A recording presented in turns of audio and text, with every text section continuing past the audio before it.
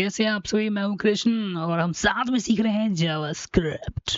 आज का जो हमारा टॉपिक है वो दोस्तों वो है फाइंड। फाइंड जो है एरे पर हम यूज करते हैं जो कि बिल्ट इन मेथड है। आप पहले हम डेफिनेशन पढ़ने से पहले मैं समझा दूं कि फाइंड की मदद से हम एक स्पेसिफिक एलिमेंट को सर्च करते हैं अपने एरे में। अगर फाइंड को वो स्पेसिफिक कंडीशन सेटिस्फाई किसी भी एलिमेंट पर सेटिस्फाई मिल जाए, अगर पहला एलिमेंट को देखो समझो, अगर कोई कंडीशन हमने बनाया और वो एरे का पहला ही जीरो इंडेक्स पर वो एलिमेंट मिल गया तो वो फाइंड का वही काम खत्म हो जाता है। उस वैल्यू को वो क्या करेगा, रिटर्न कर देगा। ठीक है, अगर लास्ट में जाके मिलता है तो लास्ट तक फाइंड वर्क करेगा, अगर नहीं मिलता है तो अनडिफाइंड देगा। ठीक है, हम हर एक पॉइंट को डिस्कस करेंगे। सबसे पहले डिफिनीशन पर बात करते हैं।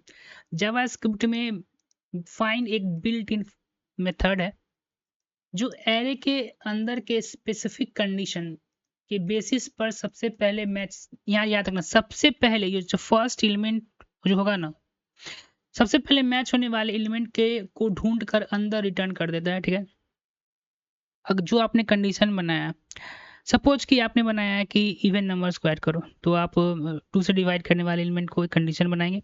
फर्स्ट ही एलिमेंट 4 निकल गया तो वो रिटर्न कर देगा। ठीक है, हाँ बाद में अगर 8 होगा तो वो नहीं जाएगा। ठीक है ना, अगर पूरी एरे में कोई भी एलिमेंट कंडीशन सेटिस्फाई नहीं करता है तो ये वैल्यू क्या देगा, अनडिफाइंड रिटर्न करता है। ठीक है, ये मेथड को ओरिजिनल एरे के बिल्कुल चेंज नहीं करता। ठीक है ना, ये ओरिजिनल एरे को जो ये क्या करता है, बिल्कुल चेंज नहीं करता है। अब हम वर्किंग प्रिंसिपल के ऊपर हम ध्यान देंगे कि किस तरीके से ये काम करता है। फाइंड मेथड एरे के जितना भी एलिमेंट होता है एरे के अंदर, उसमें कंटिन्यूसली और प्रत्येक पर यानी बारी बारी पर क्या करता है, एक कॉल बैक फंक्शन रिटर्न करता है। कॉल बैक फंक्शन क्या करता है, रन करता है। यानी कि हर एक एलिमेंट को वो क्या करता है, उस पे कॉल बैक फंक्शन क्या करता है, उस पर रन करवाता है।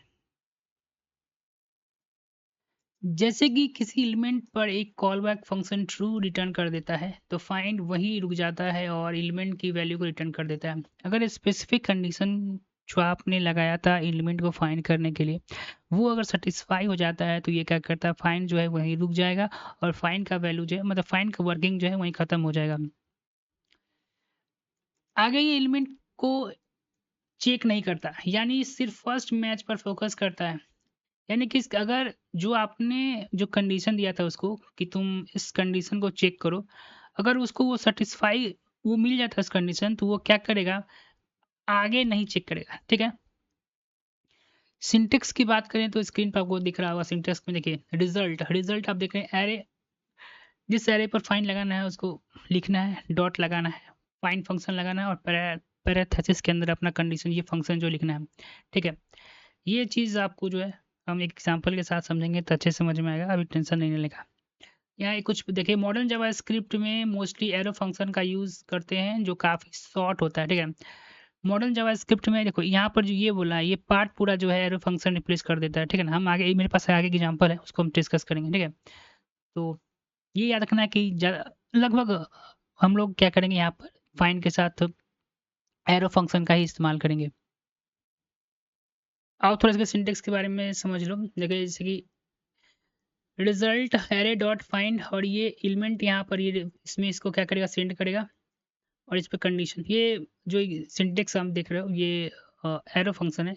एलिमेंट का मतलब होता है एरे का करंट आइटम जो प्रोसेस हो रहा है। ठीक है ना, एलिमेंट वो क्या है, जो करंट आइटम जो ये निकालेगा इस एरे में से जिससे प्रोसेस हो रहा है। ठीक है, इंडेक्स क्या, ये ऑप्शनल है जिस पर काम होगा। ठीक है ना, एरे ऑप्शनल वो पूरी एरे जिस पर फाइंड लगा हुआ है।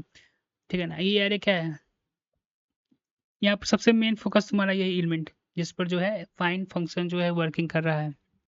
आइए एग्जांपल की मदद से हम लोग चलते हैं। मान लो कि आपके पास नंबर की एक लिस्ट है और आपको वो पहले नंबर चाहिए जो 10 से बड़ा है। ठीक है, आपके पास एक नंबर की लिस्ट है और यहाँ फाइंड करने के लिए कह रहा है कि आपको वो नंबर फाइंड करना है जो 10 के बड़ा है। ठीक है, तो हमारे पास नंबर नाम का एरे है और यहाँ पर 4, 9, 16, 25 और 29 वैल्यू जो है क्या है, इसमें स्टोर है।